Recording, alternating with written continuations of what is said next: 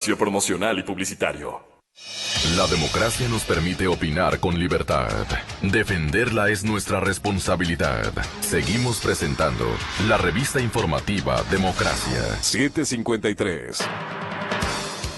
Así es, están ya en nuestros estudios el señor doctor Felipe Burmano de Lara y el doctor Patricio Moncayo.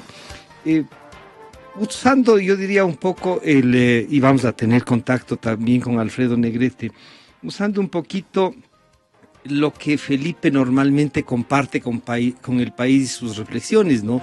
El artículo de él titula Una acumulación de resentimientos, pero ese artículo nos lleva, Felipe y Patricio, a pensar en todo el ámbito político del país, ¿no? Y cómo está quedando.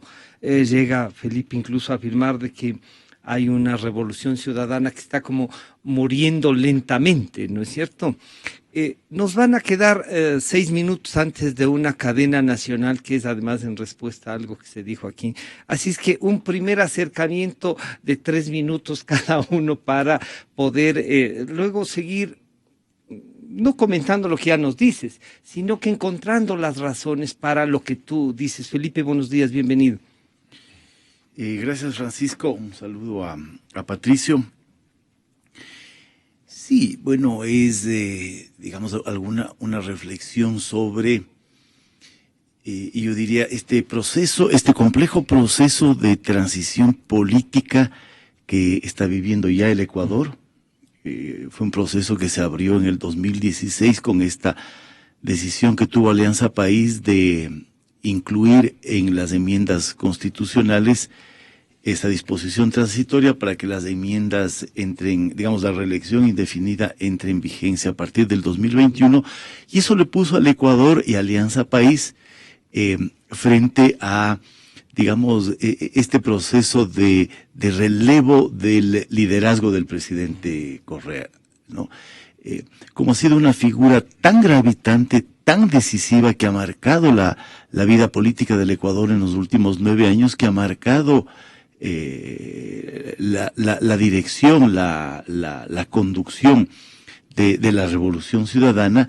A mí me parece que este es un proceso difícil, complejo, ¿no? Harto difícil. Que le pone al Ecuador, digamos, en esta coyuntura, en este proceso de transición, que además coincide con dos fenómenos importantes a mi juicio. Uno, yo diría, el fin de un ciclo político. Estamos viviendo el fin de un ciclo político. Por lo tanto, la salida de Correa, lo que en algún artículo yo llamé el retiro del caudillo, coincide con el fin de un ciclo político en América Latina, el llamado giro a la izquierda en América Latina. Todos los gobiernos de ese giro a la izquierda están enfrentando dificultades, y por lo tanto hay una redefinición del mapa político, del mapa ideológico en América Latina. Y en ese proceso está el Ecuador. Y el otro es el de la crisis económica, ¿no? Que le está arrastrando al Estado ecuatoriano, este Estado enorme que construyó la revolución ciudadana y que también le ha puesto al Ecuador frente a una situación dramática. Entonces creo que es un fin de ciclo que le enfrenta al Ecuador a una simultaneidad de transiciones: transición de liderazgo, transición de modelo político, transición de orientación ideológica y necesariamente transición de modelo económico, cambio de modelo económico. Nuevamente bienvenido al doctor Patricio Moncayo. Patricio, esta visión que nos da y este análisis del fin de un modelo, encontrará en una renovación interna, como dice, están buscando Alianza País una figura que pueda sustituir al caudillo, como decía en otro artículo y nos recordaba el propio Felipe. ¿Hay esa posibilidad? ¿Usted encuentra que políticamente la estructura, el trabajo que se puede haber hecho en estos 10 años le generan una visión que sería bueno incluso para el país, que tenga esta posibilidad de tener otro liderazgo, refrescar incluso la propuesta? ¿Hay cabida para eso? Bienvenido, buenos días. Buenos días, Francisco, muchas gracias por la invitación y un gusto compartir con Felipe esta reflexión. Yo considero que el punto fundamental que estamos viviendo es el enfrentamiento de la crisis económica por parte de un gobierno que en realidad no sabe cómo orientar su acción para enfrentar esa crisis. Yo creo que eso habla de que hay de parte del gobierno, y ha habido de parte del gobierno de Rafael Correa, una baja capacidad para enfrentar los graves y grandes problemas del país. Incluso se ha dicho que Rafael Correa, tratando de encontrar una solución en esta coyuntura de crisis, está mostrando que él es parte del problema y no de la solución. Rafael Correa ha intentado, digamos, diferenciarse respecto de los llamados gobiernos neoliberales en cuanto a la aplicación del llamado ajuste económico. Pero el ajuste económico que está ejecutando el presidente Correa es más bien un ajuste, digamos así, camuflado. Es decir, no quiere el presidente Correa reconocer que efectivamente está en la necesidad de hacer un ajuste económico, y en esa perspectiva muestra el presidente Correa nuevamente una gran ineficacia para lograr los resultados que un ajuste económico, digamos, espera alcanzar. Entonces, a mí me parece que es por ahí el tema a partir de la pregunta de Francisco. O sea, si un presidente que encarnó un proyecto político ha sido incapaz de afrontar con eficiencia problemas gravísimos como la crisis económica, ¿qué posibilidad tiene un relevo del presidente Correa salido del mismo grupo que él representa?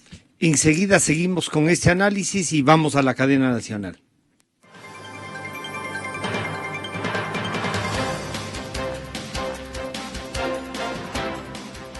¿Qué ocurre cuando se reúne un expresidente de los congresos de la partidocracia, un agente de seguros que hace las veces de opositor político y un ex candidato a diputado por la Democracia Popular, perdedor de las elecciones? Ocurre todo, menos periodismo, porque los tres acusan de todo, todo el tiempo y sin ninguna prueba de sustentación. El expresidente de los congresos de la partidocracia, Wilfrido Lucero, por ejemplo. Aquí mismo estamos viendo en estos días, por ejemplo, el escándalo que se ha producido con los pases de la policía. Allí parecería que no solamente hay elementos policiales que están comprometidos seriamente, sino también elementos del sector civil vinculados estrechamente al gobierno. Lo que oculta decir este viejo político de la partidocracia es que la denuncia la puso el propio gobierno a través del Ministerio del Interior. Fue el ministro José Serrano quien presentó la denuncia porque evidentemente en este gobierno existe una estricta política de cero tolerancia contra la corrupción.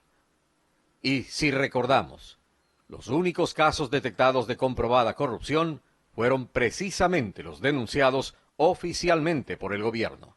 Escuchemos al ministro del Interior, José Serrano. Este proceso de denuncia, este proceso para encontrar y de investigación para encontrar esta red de corrupción dentro de la policía fue generada directamente desde el propio Ministerio del Interior. No es la primera vez que encontramos una red de corrupción dentro de la Policía Nacional. 1.000 policías desvinculados, 10.000 millones de dólares de drogas incautados, cerca de 3.500 miembros de las bandas más peligrosas del país están tras las rejas. Nosotros no vamos a estar jugando con el pase de nuestros policías y peor, lucrando de los pases de nuestros policías.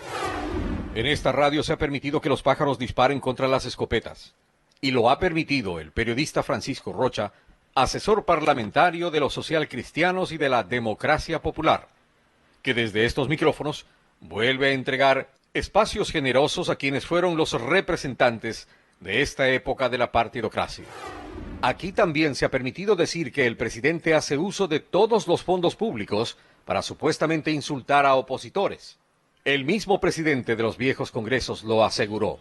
¿Qué es eso de coger los dineros del Estado, los recursos del Estado, para insultar a los ecuatorianos que no concuerdan con el pensamiento oficial todos los sábados, en las llamadas sabatinas.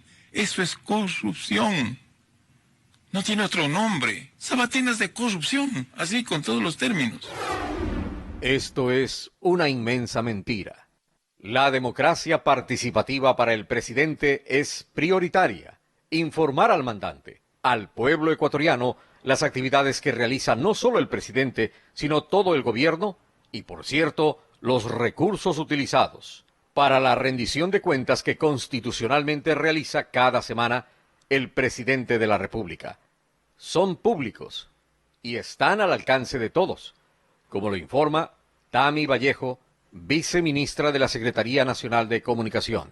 La Secretaría Nacional de Comunicación, en cumplimiento de los principios de transparencia e información que rigen la contratación de las entidades del Estado, publica su plan anual de contratación, así como toda la información relacionada con los contratos suscritos por la entidad, la misma que puede ser consultada por cualquier organismo o ciudadano. El listado de los procesos con detalles de su objeto, montos y estado de los mismos también está publicado en el portal de transparencia de la SECOM. Pero en esta emisora no solo se permitió que los viejos políticos hablen de corrupción sin ninguna prueba. Sería bueno que lo formalicen en la Fiscalía, sino que también se dio paso para que se escuche lo imposible, que los recursos que provienen de los grandes proyectos, supuestamente, ya no ingresan al país. Lo dijo quien, junto con un grupo de amigos, se autonombró presidente de una inexistente comisión que dice ser anticorrupción. En los contratos, los megacontratos, lo que están haciendo es que no exista este tráfico de dinero del Ecuador hacia otros países. El dinero se queda ya afuera. Pero ya no ingresa. Todo es público. Los contratos, por primera vez, son públicos. No así cuando quienes hoy hablan estaban al frente de la política en los tiempos de la partidocracia, cuando todo quedaba en secreto hasta que el pueblo los descubrió y, cansado de tanta corrupción, los expulsó del poder. Son los capítulos que ocultaron estos tres viejos políticos en su afán de retomar, a base de engaños, el poder que hoy fue justamente recuperado por el pueblo ecuatoriano. Bueno, esta es la visión y un análisis del programa que tuvimos con el doctor Wilfrido Lucero y el economista Jorge Rodríguez. Yo, en cuanto a la apreciación y a la militancia, uno tiene la vida pública, está ahí, ¿no es cierto? Pero en cuanto a los insultos, sí, yo quisiera recordar esto que dice el señor presidente. Esta miseria humana en redes. Por ahí algunos mandos medios, mala gente que no nos quieren. Ya basta ante tanta miseria humana, compatriota. Cuánta pobreza de alma, ¿no? Exa FM. Bueno, esto es un poco lo que el presidente siente también del resto, ¿no? No creo que haya que hacer. Esto empata, Felipe, en lo que puede ser un desgaste del accionar político, un poco el siempre descalificar o a todo lo hecho antes está malo, es peor, y hablan de la partidocracia, y yo siempre he defendido, yo sigo creyendo en los partidos políticos como estructuras para eso y con visiones y con ideología, ¿no? ¿Esto falta también ahora, Felipe? Bueno, digamos, ese ha sido el estilo de conducción política, ¿no? Este liderazgo que hoy está, digamos, entrando en un momento de fin de ciclo y que no encuentra un lenguaje distinto para quizá lo que decía Patricio, ¿no? Enfrentar la crisis, enfrentar el ajuste, ¿no? Hacer frente a la crisis y al ajuste.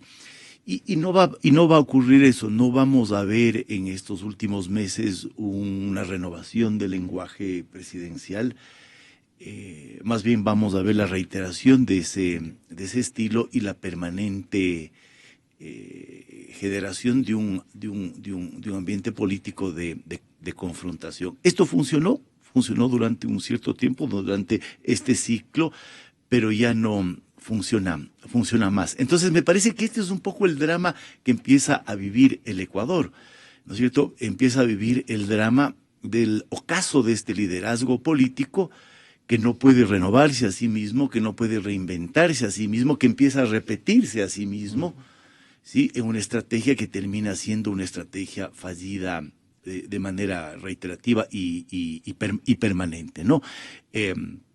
Entonces, esto se añade a los problemas que tiene que enfrentar el país, cómo salir de la crisis, cómo repensar un poco su modelo económico, ¿no? Cómo vivir esta transición política de una manera, digamos, más clara, más ordenada, sin que genere toda la incertidumbre que está acumulándose en el país. Pero ¿no? tú decías que el presidente va a exhibir digamos, a usar la crisis para exhibir su liderazgo. Esto puede ser bueno, también le puede dar una garantía al Ecuador, un poco como que en este liderazgo fuerte, un poco avasallador a veces, pero que podría darle garantías de que esto puede continuar, ¿o no? Ya la gente se cansó. Es un liderazgo fuerte en otro sentido, ¿no? Es un liderazgo fuerte en el sentido de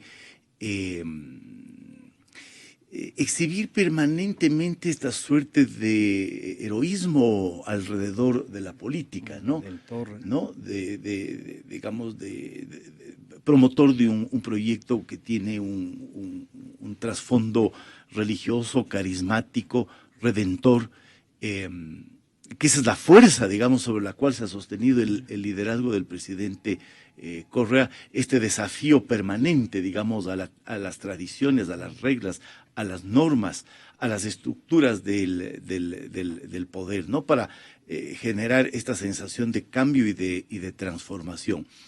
Entonces esa ha sido la base de su liderazgo, un liderazgo carismático, un liderazgo centrado en la persona del presidente de la República, que genera emociones, que genera adhesiones, digamos, emotivas de sus seguidores, precisamente en la medida en que él está mostrando sistemáticamente esta capacidad heroica frente a la política. Entonces él va a intentar seguir exhibiendo y ostentando esa capacidad en distintos momentos y frente a problemáticas muy puntuales, ¿no? Lo exhibió frente a los militares, frente a los muchachos del Colegio Montúfar, frente a los directivos de Solca, digamos, pero esto me parece a mí que es vivir el final, es vivir el agotamiento, ¿no? Es reiterar un estilo de liderazgo político cuando el país empieza a vivir ya un proceso de transición y de relevo. Doctor Moncayo, entonces, claro, no estaban preparados para cuando hay problemas económicos, no fueron previsivos, son 10 años los que van a estar gobernando, y estas dificultades, como no tienen experiencia en estas dificultades, parecería que no tienen una salida. Hay salidas también políticamente, y desde esta visión de el presidente puede exacerbar más para seguir con su conducción firme. Yo creo que en los dos momentos del gobierno del presidente Correa se manifiestan errores garrafales en términos, digamos, de la capacidad para conducir el país.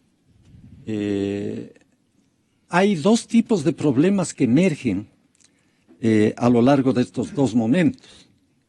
Lo que podría denominarse los problemas intermedios y los problemas terminales. Los problemas intermedios giran alrededor de la lucha por reforzar el liderazgo. Ese es un problema intermedio porque ni le va ni le viene a la población en términos de sus problemas fundamentales. Los problemas terminales tienen que ver, por ejemplo, con el desempleo, con la pobreza, con las necesidades insatisfechas de la población. Esos son los problemas terminales. El gobierno del presidente Correa, al privilegiar el tema de la imagen, que a él le preocupa sobremanera, en las sabatinas, por ejemplo, él básicamente dedica muchísimo tiempo al tratamiento de los problemas intermedios, pero no al tratamiento y enfrentamiento de los problemas terminales. Ese es un déficit del gobierno del presidente Correa, tanto en el momento de la bonanza petrolera, como ahora que está el gobierno enfrentando el gran problema de la iliquidez pública.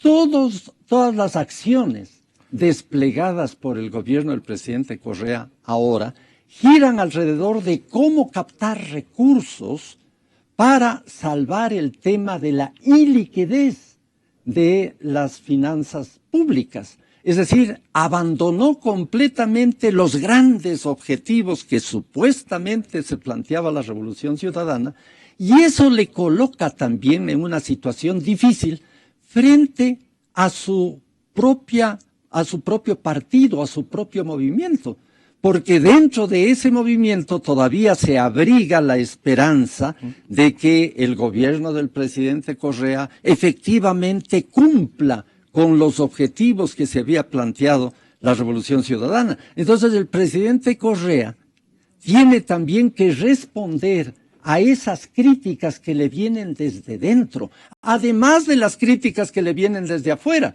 Desde afuera, ¿no es cierto?, la crítica básica es que el presidente Correa no ha sido capaz de enfrentar la crisis económica con eficiencia. Pero desde adentro la crítica es, el presidente Correa ahora está adoptando medidas por ellos calificadas de neoliberales. Entonces el presidente Correa ideológicamente se está desplazando. Entonces él recibe las críticas de los dos lados.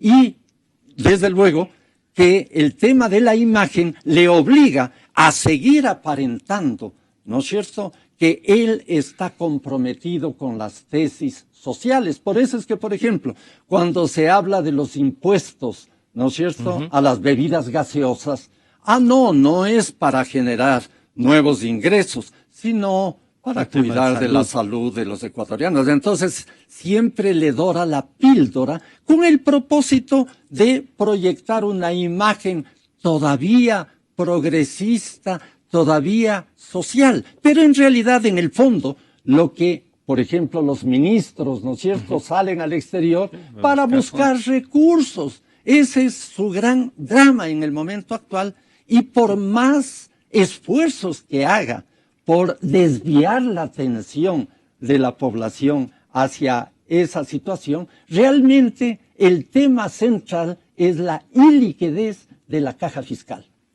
Queremos saludar al señor doctor Alfredo Negrete en Guayaquil, y está aquí con nosotros el doctor Patricio Moncayo y el doctor Felipe Burbano de Lara. Doctor Negrete, estamos aprovechando el análisis permanente que comparte con el país Felipe Burbano, y nos llamó primero la atención el título, ¿no?, una acumulación de resentimientos del artículo, y en base a eso hemos ido analizando la situación del país, la situación del gobierno, y le voy a pedir también que nos diga la situación de la oposición. ¿Cómo siente usted? ¿Hay esta acumulación de resentimientos que podría provocar una confrontación política mayor? Bienvenido, buenos días, doctor. Buenos días a Patricio, a Felipe, a Rocha. La pregunta me la concreta exactamente en la oposición, y quiero definirla en un solo término. La oposición, vista desde Guayaquil, está desconcertada, confundida y sin una adecuada percepción para un momento político y económico tan difícil como vive el Ecuador. Y lo más grave aún, a pocos meses de producirse elecciones nacionales, sobre todo a nivel presidencial y legislativo. Es inconcebible que después de 8 años de un gobierno con todas las características que ya se siguen señalando y las que estamos descubriendo, la oposición no haya tenido la racionalidad para hacer frentes abiertos a exclusivos.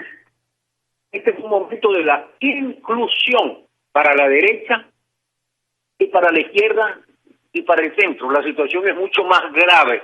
Es una situación en términos internos similares a las graves crisis que sufrimos en el campo territorial, en nuestros conflictos por el Cóndor, y hasta tan grave como lo que sucedió con el problema del corralito, el feriado bancario y la dolarización.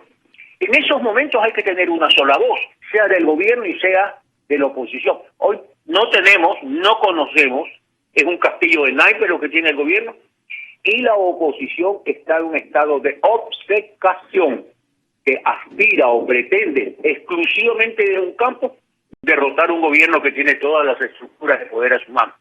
Es una ilusión, es un infantilismo, y yo lo siento, yo que tengo la experiencia de haber vivido muchos años en Guayaquil, haber disfrutado y haber ganado mucha experiencia en Quito. Hoy desde Guayaquil es inconcebible para mí, y lo digo así ante mis amigos, Guayaquil, si tuviera un mínimo de racionalidad, si tuviera un solo frente, pudiera ganar en la primera vuelta presidencial. Pero no. El ejemplo de Guayaquil hay que repetirlo y hay que regresar en el análisis a las elecciones del prefecto provincial. Los dos grupos principales no oficialistas en Guayaquil, Creo y los socialcristianos o Madera de Guerrero, en vez de presentar un solo candidato a la prefectura, presentaron dos. Obviamente ganó el candidato Girala del gobierno. Comprendan ustedes que en estos momentos tan difíciles de la patria, no conocer qué es unidad, no tener el menor indicio de un acuerdo serio y permanente, o por lo menos coyuntural, pero bien hecho, por lo menos estructurar una estrategia, un compromiso legislativo, no sé. Espero que ustedes me ayuden con sus reflexiones. Y le voy a pasar entonces el criterio a Felipe. ¿Hay cómo buscar una unidad renunciando a posiciones ideológicas y a luchas en algunos casos de años? ¿Se puede, Felipe, para buscar esta unidad que desde el punto de vista del doctor Negrete es indispensable? El panorama de la oposición es complejo, es difícil. Está configurada por partidos y movimientos muy golpeados, muy debilitados, por liderazgos que intentan reconstituirse en unos casos, fortalecerse en otros casos, que ha operado en estos últimos años en medio de un clima de hostilidad, de limitación de libertades políticas, ¿no? Este clima de antagonismo permanente, y que sufrió este tsunami que fue la Revolución Ciudadana. Es decir, el Ecuador, todo el sistema de partidos del Ecuador fue arrasado por Alianza País. Alianza País ha dominado el escenario político en los últimos 10 años. Entonces, lo que está emergiendo en esta coyuntura de fin de ciclo político es una oposición que está en un proceso de reconstitución, no solo en términos de las organizaciones políticas que configuran la oposición, sino en términos de los liderazgos y en términos de las identidades políticas. Sí, o sea, digamos, Alianza País y el presidente Correa removieron todo. Entonces, me parece que ese es, digamos, el contexto, ¿no? Creo, sin embargo, que este fin de ciclo y este inicio del retiro del presidente Correa de la escena política y las elecciones del 2017, digamos, abren el campo político, abren el juego político, y eso me parece a mí que es interesante. Digamos, yo subrayaría primero ese hecho importante, ¿no es cierto? Un movimiento político que fue hegemónico en los últimos 9 años, que está muy debilitado, que se enfrenta al desafío de encontrar un relevo a su estructura de liderazgo en medio de la crisis, y que por lo tanto abre el espacio político, abre el campo político a la competencia. Y lo que estamos viendo son los primeros movimientos de este nuevo escenario político. Pedir en este momento, digamos, ya una definición clara de unidad, y eso me parece que es muy difícil, ¿no? Doctor Moncayo, lo que dice el doctor Alfredo Negrete, dice, Guayaquil si se une, las fuerzas políticas de allá, las figuras políticas, podría ganar en la primera vuelta, es así de contundente, pero dice no se quiere ver esto. ¿Qué le falta entonces para buscar la unidad? ¿O usted cree que la unidad no es que sea una cosa indispensable, sino el generar una propuesta, una visión de país, una alternativa de poder? Para ligar, Francisco, el tema que estábamos tratando con este tema electoral, es evidente que la experiencia de estos 9 años del gobierno de Rafael Correa nos muestra que el liderazgo no es suficiente, el carisma no es suficiente, un programa de gobierno tampoco es suficiente. Es necesario para ejercer el gobierno que haya capacidad de conducción y de gestión. Y la capacidad de conducción y de gestión no están predefinidas por la ideología, ¿no? No se trata de que alguien por ser de izquierda esté capacitado para gobernar. Tampoco se trata de que alguien que esté situado en la derecha sea capaz de gobernar. No, la capacidad de gobierno rebasa la ideología y las ideologías. Lo que la población requiere en el momento actual es capacidad de gobierno, sea esta sustentada desde la izquierda o sea esta sustentada desde la derecha. Entonces la cuestión electoral no puede hacer abstracción de esta experiencia que ha vivido el Ecuador. 9 años de un gobierno que supuestamente tenía alto capital político, que tenía muchos recursos económicos, pero que dilapidó la oportunidad histórica de gestar un cambio. Es decir, el cambio no se gesta solamente desde el discurso, el cambio se gesta a través de la capacidad de ir enfrentando los problemas terminales de la sociedad. Entonces tenemos que hacer una comparación. ¿Cuánto de esos problemas fueron debidamente enfrentados en el pasado por la llamada partidocracia? ¿Y cuánto de esos problemas fueron realmente enfrentados por el actual gobierno? Entonces, lo que a la población le interesa no es el debate entre izquierda y derecha, sino que a la población le interesa que los problemas altamente valorados por ella sean eficientemente enfrentados por un gobierno, bien sea de derecha o bien sea de izquierda. Y ese punto de vista me parece que tiene que primar en estos debates, porque ya no se trata solamente de ver cómo ganar las elecciones, sino cómo ser capaces de ejercer un gobierno que le permita al país avanzar y salir adelante. Doctor Alfredo Negrete, entonces, visto así aquí en Quito, como dice usted, desde Guayaquil y usted que vive en Quito también, claro, parecería que todavía no, la unidad no es tan necesaria, sino primero cómo ponernos de acuerdo en cosas básicas. ¿Usted siente que en Guayaquil los contactos que se hacen con la sierra, los grupos que están discutiendo, están dando paso para que incluso los resentimientos de esta acumulación de los que nos habla Felipe puedan ser superados, porque habrá que sumar también a muchos de los que respaldaron este régimen? Soy pesimista y digo que a la fecha de hoy no veo esos acercamientos, esos diálogos, esos puentes, que son verdaderas imposiciones de la coyuntura.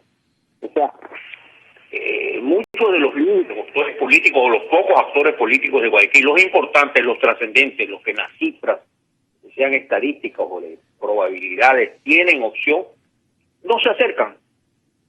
No es con ellos.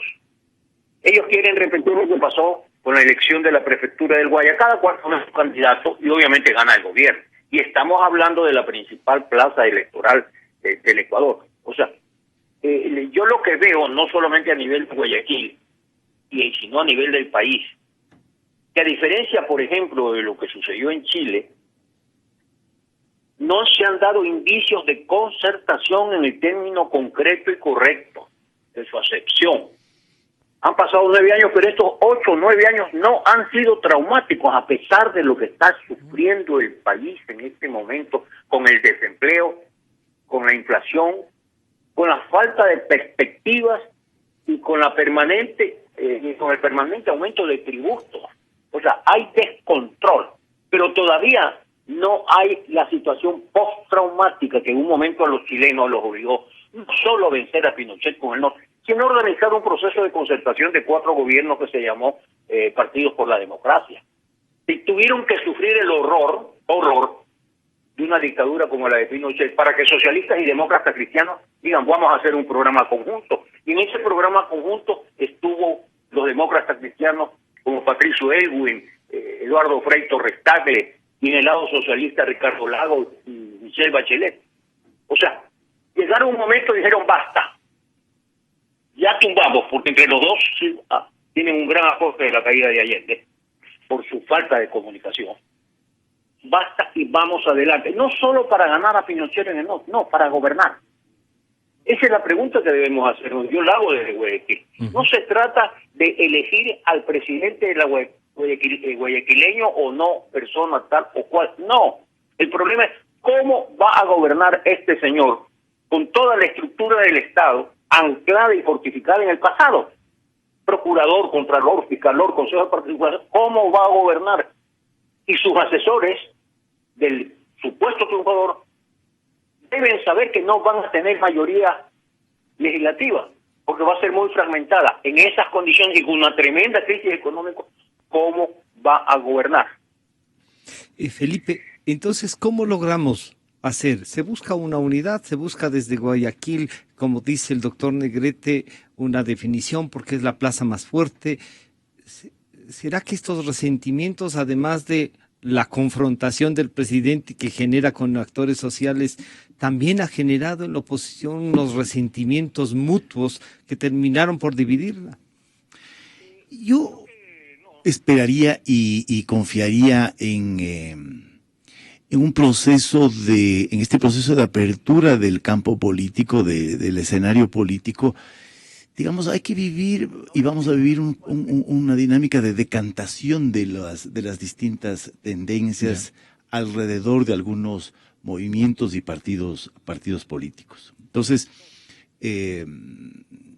decantación quiere decir afirmar una posición, digamos, definir una cierta identidad, imaginarse también una respuesta a los problemas que van a enfrentar el Ecuador en el 2017. Parte de las dificultades es la incertidumbre que estamos viviendo. ¿Qué puedo plantear en este momento, digamos, para una elección que va a ser en el 2017, si no sé cuál va a ser exactamente ¿cómo va a terminar el escenario del Ecuador? Puedo imaginar cosas, puedo imaginar un momento de crisis fiscal, puedo imaginar un problema de endeudamiento excesivo del Estado, puedo imaginar un Estado enorme, paralizado, una burocracia que hay que sostener y que no funciona, pero no tenemos claro todavía hacia dónde nos estamos moviendo, ni en qué dirección se está enfilando el país. Entonces creo que empiezan a decantarse posiciones. Yo veo en el progresismo un esfuerzo por decantar su posición, por encontrar una definición que vaya desde el centro hacia la izquierda. Veo en la derecha dos intentos por consolidar posiciones y liderazgos. Esta Alianza País enfrentada al problema del relevo. Entonces, creo que no hay que desesperarse, digamos, frente a la escena política. Hay que entender el momento, este momento de apertura, después de un dominio amplísimo de Alianza País, y ver cómo se van decantando estas posiciones. De todos modos, yo creo que el gran desafío del proceso electoral del 2017 es enfrentar la fragmentación. Creo que digamos, en la imagen que yo me hago del país, de este país post-correísta, de este país de post-alianza, país es un escenario de fragmentación política, ¿no? Esa ha sido un poco la tradición del Ecuador en las últimas décadas, con este momento de hegemonía, de dominio de Alianza País, pero yo siento que vamos a ir hacia una fragmentación. El próximo presidente tendrá mayores dificultades, sea incluso una renovación de Alianza País, unas dificultades con una asamblea tremendamente dispersa. Sí, yo creo que vamos a repetir un poco los escenarios de la larga noche neoliberal, ¿no? Presidentes débiles, un presidente débil, un Congreso fragmentado, un presidente sin mayoría en el Parlamento, obligado a realizar ajustes, desafiado por protestas sociales, es decir, un poco la década de los 90 y finales del 80. Los escenarios muy conocidos para nosotros de los 80 y los 90. Ojalá tengamos la madurez para aprender de estas experiencias, para aprender del correísmo. Creo que hay mucho que aprender del correísmo, ¿no? Para visualizar de una manera distinta este escenario post-correísta que se nos viene para el próximo año. Doctor Negrete, planteado así la cosa, ¿cómo se debería reflexionar para ir trabajando entonces, tanto en Alianza País, que van a tener que hacer el relevo, como dice Felipe Burbano, como de la oposición, de llegar a un acuerdo y tener, no solo para cambiar al presidente, como usted lo ha dicho, sino un proyecto político que adhiera a la mayoría de ecuatorianos? Los ecuatorianos, y me pareció muy interesante el diagnóstico que usted acaba de hacer, los ecuatorianos somos como esos malos alumnos de los colegios, las escuelas, que estudiamos al final apurados para ver cómo pasamos el año. A ese extremo de irresponsabilidad hemos llegado todos, aquí no hay exclusiones, porque a pocos meses no tenemos candidatos claros, salvo uno, no tenemos equipos de gobierno, no tenemos planes de gobierno, solamente somos anti o pro gobierno y ahí quedamos absolutamente. Sin embargo, por lo menos si no se llegan a acuerdos, lléguense a conversaciones y lléguense a identificar o a coincidir diagnóstico. Miren lo que estoy pidiendo, coincidir en diagnóstico. Por ejemplo, decir lo siguiente: dadas las circunstancias, no va a haber un ganador en la primera vuelta, salvo que de Guayaquil salga una, cosa que ahora parece imposible. Lo cual significa que va a haber una segunda vuelta. Por lo tanto, el país que ya está polarizado, quien quiera que sea el otro, el de la oposición, va a tener a su favor la mitad de la manzana y la posibilidad objetiva de que sume, no por lo que es, sino por lo que no es correísmo. Entonces, primera cosa, ¿es posible llegar a la segunda vuelta? Sí, es posible. Estudiantes de última hora tratan de salvar el año, sí, algunos sí salvan, o muchos sí salvan. En segundo lugar, tratar de identificar qué posibilidades habría de algún pacto o acuerdo nacional mínimo para que sea ejercido, si no como acción política, por lo menos como parámetro ético desde el Parlamento. 2, 3 puntos. Aprendamos, porque sí tenemos que aprender el esfuerzo venezolano de la Mesa de la Unidad Nacional. Tenemos que aprender toda la situación compleja que se dio electoralmente y ahora que se da políticamente en Argentina, pero se avanza. O sea, sí se puede llegar a puntos de acuerdos mínimos. No pidamos una nueva constituyente, va a ser imposible. Tendríamos necesidad casi de un virtual golpe de Estado para ese propósito. Pero sí podemos acordar una reforma constitucional de 2 o 3 puntos que desmonte el aparataje y aparato extraordinario de poder concentrado que ha generado este régimen. Sí podemos llegar a ese acuerdo. Sí podemos establecer, porque va a ser necesario, el pueblo no lo perdonará. El término está tan decaído y desgastado, pero en algunos países sí ha tenido una auditoría internacional de los principales casos de escándalos que permite al pueblo comprender que desde el poder sí se puede auditar, se puede resolver y hasta se puede sancionar. Eso es un acuerdo mínimo. ¿Qué más le puedo añadir? Establecer un parámetro de libertad económica para que el responsable del Estado pueda hacer algo.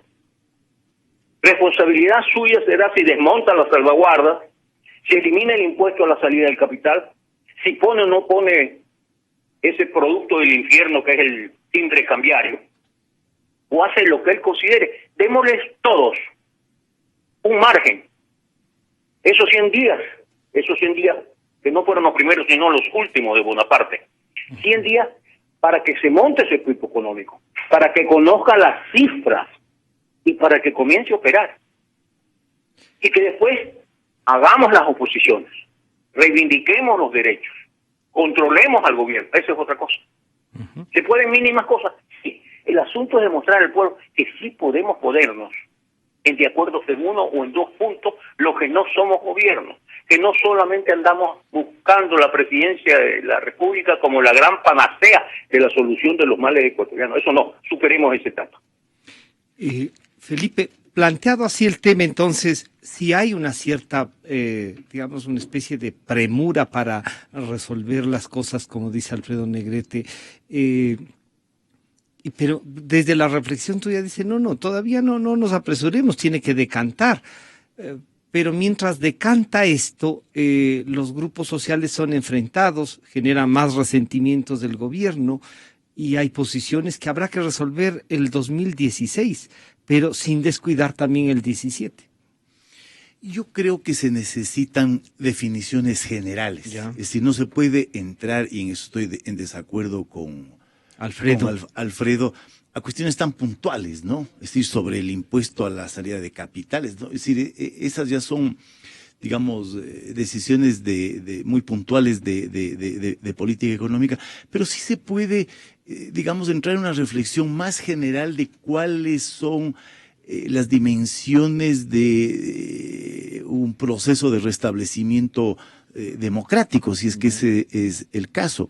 Por ejemplo, cómo tiene que respetarse la independencia de poderes, cómo reforzar la idea de un poder judicial independiente, cómo reforzar la idea de una sociedad civil autónoma, activa, crítica, con sus organizaciones, que se respeten esas organizaciones, cómo reconocer el espacio de funcionamiento del mercado, de los empresarios, de los sectores productivos, cómo restablecer un clima de libertades políticas, de vigencia plena de los derechos políticos. Entonces creo que necesitamos construir una visión más de conjunto, más general. Pero eso es casi un planteamiento de una constituyente, Felipe. No es una constituyente, porque no tiene que aterrizar tanto en la norma general. En la norma, sino en la visión, en la comprensión del proceso, ¿no?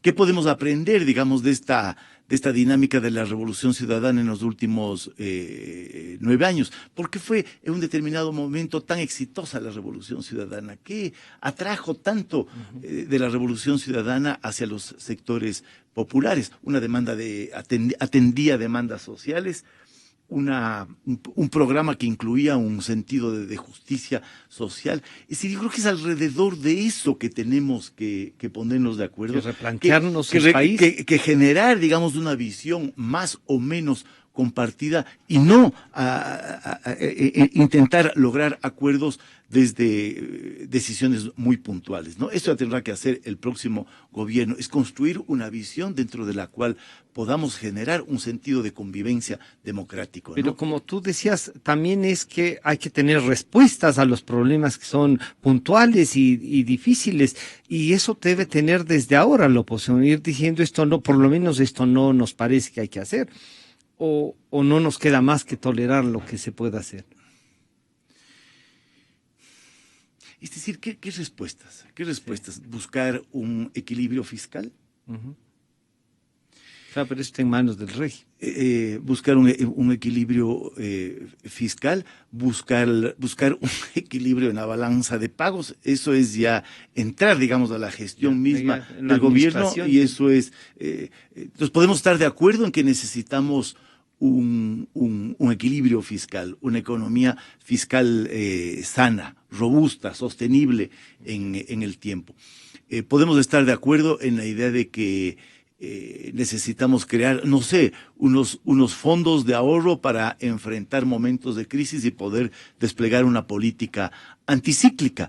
Es decir, creo que hemos aprendido mucho de estos 9 años, que hemos aprendido mucho del derroche, creo que hemos aprendido mucho de un modelo que hizo un giro radical, digamos, hacia una visión post-neoliberal de la economía y que ahora no funciona. Hemos pasado, digamos, de la larga noche neoliberal al intento de establecer un modelo post-neoliberal. Ninguno de los dos ha funcionado. Entonces yo creo que hay que empezar a concebir equilibrios, ¿no? Los equilibrios que nos han faltado, tanto en ese momento anterior como en el momento actual. Y alrededor de eso trabajar unos unos ciertos consensos, ¿no? Hay que reinventarse la democracia. Volver a pensar la democracia. O sea, creo que la democracia tuvo un problema después de la transición, que enfrentó, digamos, el neoliberalismo.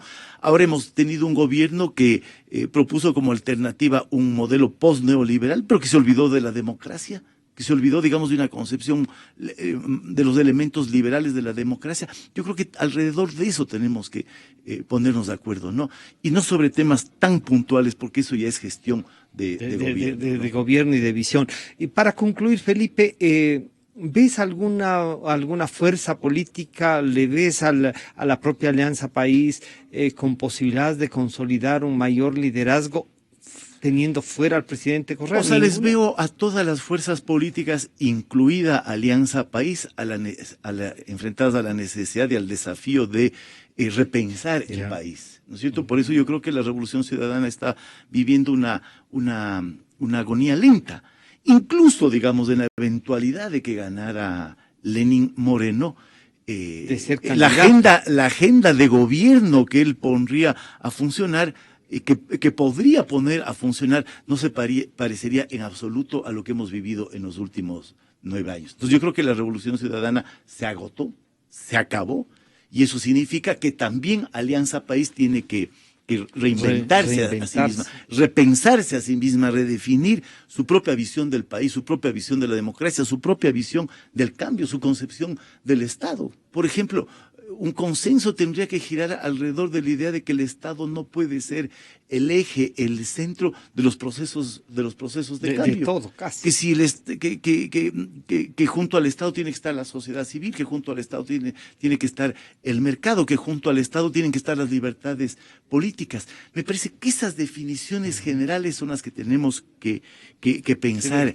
¿Qué en punto este momento del Estado, ¿no? es suficiente para que la iniciativa ciudadana pueda ir, pero garantizándonos los equilibrios frente a los poderes grandes, al poder del ciudadano común que está dado a través del Estado también? Claro, necesitamos de Estado, necesitamos un Estado fuerte, necesitamos un Estado que haga gasto social, que haga inversión pública, pero hasta un punto.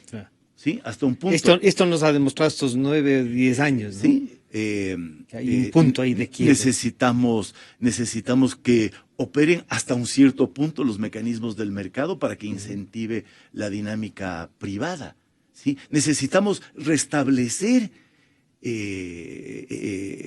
los mecanismos de crecimiento económico. Bueno, ¿cómo vamos a restablecer los mecanismos de crecimiento económico? Ahora hay que hacer una transición, digamos, hacia el mercado, hacia la inversión privada. Entonces yo creo que si es que no logramos repensar esto, tener una visión más general de cómo ir consolidando con bases más sólidas una democracia, vamos a seguir atrapados en esta angustia de que no hay unidad, en esta angustia de que tenemos que definir un plan de gobierno ya para el 2017. No, necesitamos construir visiones de mediano y largo plazo, que fue lo que hizo la Revolución Ciudadana. A la Revolución Ciudadana hay que reconocerle cosas. Y una de las cosas importantes que produjo fue un horizonte de cambio y de transformación. Cómo caminar en eso. Y que funcionó. Claro, funcionó artificialmente mientras tenía dinero, mientras tenía recursos, pero una suerte de ilusionista. Pero construyó una visión, construyó un horizonte. Ese horizonte es el que tiene que construir la oposición, y ese horizonte no creo que pase necesariamente por la unidad, sino por compartir los elementos claves de un proyecto democrático, de un proyecto de restablecimiento, para llamarlo de alguna manera, democrático en este momento del país. Felipe, entonces, ¿cómo plantearle, diría yo, cómo reflexionar desde, ya no ni de la actividad política, no, sino el ciudadano común? ¿Qué debe hacer este ciudadano? Debe un poco estar en el susto económico, pero sin pensar en el país. Debería definir también sus propios conceptos de democracia. ¿Debemos hacer ese ejercicio ciudadano? Es decir, yo creo que todos los ciudadanos en este momento debemos volver a la política, pensar este proceso de transición, reflexionar críticamente lo que ha sido la Revolución Ciudadana, pero sacar experiencias de la Revolución Ciudadana. ¿Qué cosas de la Revolución Ciudadana funcionaron? ¿por qué este liderazgo político de Correa fue tan exitoso? ¿Qué le ofreció al país? ¿Qué le ofreció a la mayoría de ecuatorianos este liderazgo político para que haya tenido tanta popularidad, tanta credibilidad? ¿Qué podemos aprender de eso? ¿No? ¿Qué hay que dejar de lado? ¿Cuáles son los elementos más perversos de este liderazgo, ¿no? Cómo despersonalizar un poco las estructuras de liderazgo del Ecuador, pero al mismo tiempo cómo generar estructuras de liderazgo. Y claro, yo estoy pidiendo una reflexión más de largo plazo, una reflexión que construya un horizonte mientras los ciudadanos, todos, necesidades inmediatas. Absolutamente todos, tenemos que resolver problemas concretos. Pero lo que sí hay que sacarse de la cabeza, me parece, y esta es otra lección que nos deja el correísmo, es que los procesos de cambio son procesos más complejos, más largos. No son el resultado, digamos, de la permanencia en el poder de décadas. Y no solo de la permanencia en el poder de décadas, sino de la obra milagrosa de un líder carismático, ¿sí? Que ese es, digamos, el gran defecto que tiene la política ecuatoriana. Y el error que cometeríamos en este proceso electoral es volver a la idea de que este personalismo de Correa puede ser reemplazado por otro personalismo, ¿no? Por otro tipo que viene a ofrecernos milagros, ¿no? Los procesos son más complejos y se construyen desde la sociedad civil, desde el mercado, desde el Estado, desde los partidos políticos, desde el ejercicio de las libertades. Cómo precautelar esos espacios, cómo cuidar esos espacios, cómo potenciar esos espacios y generar entre esos espacios, digamos, los elementos virtuosos que pueden llevar a dar más solidez a la instituciones y la democracia misma, ¿no? Ecuatoriana, ¿no? Sí, qué tipo de régimen político necesitamos. Entonces, esto no vamos a salir del correísmo de la noche a la mañana, no vamos a salir del correísmo con las elecciones del 2017. Un proceso tan largo como ha sido va a requerir otro proceso para salir digamos, a otra etapa, ¿no? Yo quiero agradecer al doctor Felipe Burbano de Lara, al doctor Patricio Moncayo y al doctor Alfredo Negrete, con quienes hemos conversado sobre estas visiones, reflexionado y han compartido con nosotros sus visiones. Enseguida volvemos, están ya en nuestros estudios el asambleísta Diego Salgado, el doctor Ramiro Román y el coronel Fausto Cobo para tratar el tema de los DRUP, los helicópteros estos que están siendo investigados, su adquisición en la Asamblea Nacional. Muchas gracias, Felipe. Enseguida volvemos. Inicio de espacio promocional y publicitario. Mi nombre es Jaime y la medicina es mi vida. Desde muy pequeño supe que hacer que los demás tengan una vida mejor sería mi profesión. Lo que nunca imaginé es que la recompensa más importante la recibiría en una mirada. Y eso no tiene precio. Soy médico y estoy muy orgulloso de trabajar en la Nova. Nova Clínica Santa Cecilia. Emergencia y ambulancia 24 horas. Cuidados intensivos de adultos, recién nacidos y prematuros.